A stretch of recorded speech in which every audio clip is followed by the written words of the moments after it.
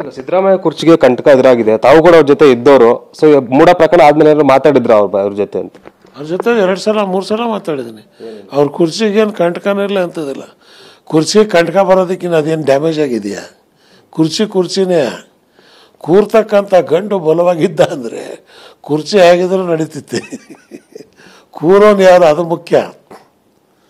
ಗಂಡು ಟಗರು ಕೂತೈತಿ ಇವತ್ತು. ಆ ಟಗರಿಗೆ ಯಾರು ಮುಟ್ಟಕ್ಕೆ ಸಾಧ್ಯ? ಜನಾರ್ದನ ರೆಡ್ಡಿ ರಾಮುಲು ಟಗರಿಗೆ ಕೈ ಹಾಕಿದ್ದು ನೋಡಲಿಲ್ಲ. ಅದಕ್ಕೆ ಹೇಳ್ತಿದ್ದೆ, ಕುರುಬರ ಕಂಬಳ ಕೈ ಹಾಕ್ಬೇಡ್ರು ಹೊಡಿಸ್ಕೊತೀರಿ ಅಂತ. ಜನಾರ್ದನ ರೆಡ್ಡಿ ಪರಿಸ್ಥಿತಿ ಏನಾಯಿತು? ರಾಮುಲು ಗುದ್ದು ಇನ್ನೂ ಸೊಂಟದ ನೋವು ಹೋಗಲಿಲ್ಲ. ಸೊ ಅದಕ್ಕೆ ಈ ಟಗರಿಗೆ ಅಷ್ಟು ಸುಲಭ ಅಂತ ತಿಳ್ಕೊಬೇಡಿ.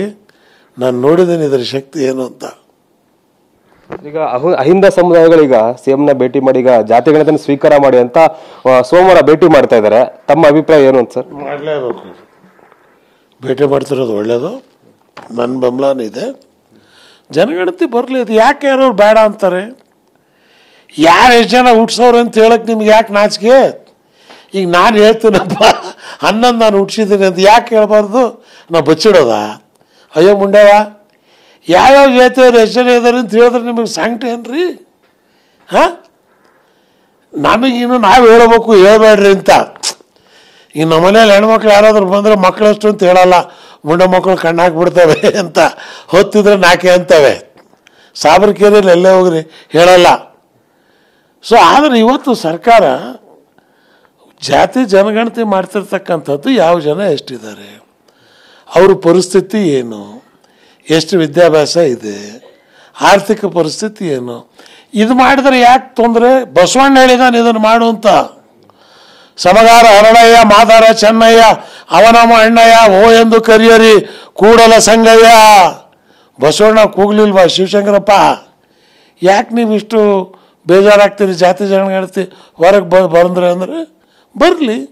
ದಲಿತರು ಎಷ್ಟಿದ್ದಾರೆ, ಲಮಾಣ ಸಮಾಜದವ್ರು ಎಷ್ಟಿದ್ದಾರೆ, ಬೋಯಿ ಸಮಾಜದವ್ರು ಎಷ್ಟಿದ್ದಾರೆ, ಕೊರ್ಚು ಸಮಾಜದವ್ರು ಎಷ್ಟಿದ್ದಾರೆ, ಹಾಲ್ ಮತಸ್ಥರು ಎಷ್ಟಿದ್ದಾರೆ, ಅಂಬಿಕಾ ಚೌಡಯ್ಯನ ಮತದಾರರು ಎಷ್ಟು ಜನ ಇದ್ದಾರೆ, ಇವತ್ತು ಬಟ್ಟೆ ಒಗಿತಕ್ಕಂಥ ಕೆಲಸ ಮಾಡ್ತಕ್ಕಂಥ ಮಡವಾಳ ಸಮಾಜದವ್ರು ಎಷ್ಟು ಜನ ಇದ್ದಾರೆ.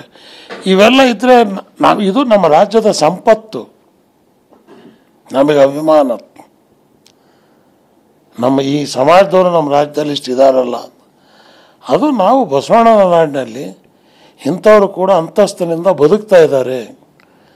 ಬಾಬಾ ಸಾಹೇಬ್ ಅಂಬೇಡ್ಕರ್ ಅವರು ಕೊಟ್ಟಂಥ ಸಂವಿಧಾನದ ಏನೋ ಒಂದು ಶಕ್ತಿ ಇದೆ, ಭಕ್ತ ಭಂಡಾರಿ ಬಸವಣ್ಣವರು ಏನೋ ಒಂದು ಸಿದ್ಧಾಂತ ಇದೆ, ಅದನ್ನು ನಾವು ಇವತ್ತಿನ ದಿವಸ ಕಾಯಕ ಮತ್ತು ದಾಸೋಹ.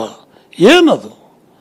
ಕಾಯಕ ಅಂದರೆ ಪ್ರೊಡಕ್ಷನ್ನು, ದಾಸೋಹ ಅಂದರೆ ಡಿಸ್ಟ್ರಿಬ್ಯೂಷನ್ನು. ಇದು ಆಗಬೇಕು. ಇದನ್ನೇ ಸಿದ್ದರಾಮಯ್ಯ ಹೇಳೋದು, ಇದನ್ನೇ ನಾವು ಹೇಳೋದು, ಇದನ್ನೇ ಅಹಿಂದ ಹೇಳೋದು. ತಪ್ಪೇನಿದೆ?